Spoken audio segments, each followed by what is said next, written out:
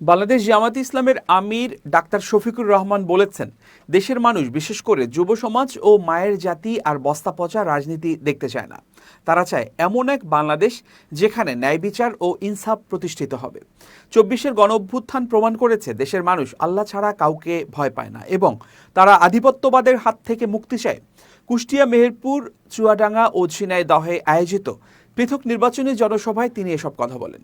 ৫ August পরবর্তী সময়ে মামলা, বাণিজ্য ও চাঁদাবাজির নিন্দা জানিয়ে তিনি বলেন, জামাত কোনো চাঁদাবাজিকে প্রশ্রয় দেবে না। খাজানগরে চালের মোকামে ট্রাক প্রতি ৫,০০০ টাকা চাঁদাবাজি বন্ধের আহ্বান জানিয়ে তিনি বলেন, চাঁদাবাজরা অপরাধ ছাড়লে তাদের পরিবারের পাশে দাঁড়াবে জামাত।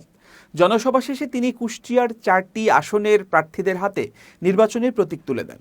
গণভোটে হাঁ ভোট দেওয়ার আহ্বান জানিয়ে ডাক্তার শফিকুর রহমান বলেন, হাঁ ভোট মানে বাংলাদেশ, না ভোট মানে আধিপত্যবাদ। হাঁ ভোট মানে আজাদি, না ভোট মানে গোলামি। হাঁ জিতে গেলে বাংলাদেশ জিতে যাবে। হাঁ জিতে গেলে ফ্যাসিবাদ আর ফিরে আসবে না। হাঁ জিতে গেলে চাঁদাবাজির কবর রচিত হবে। আমরা আল্লাহর দরবারে দোয়া করি হাঁ যেন জিতে যায়।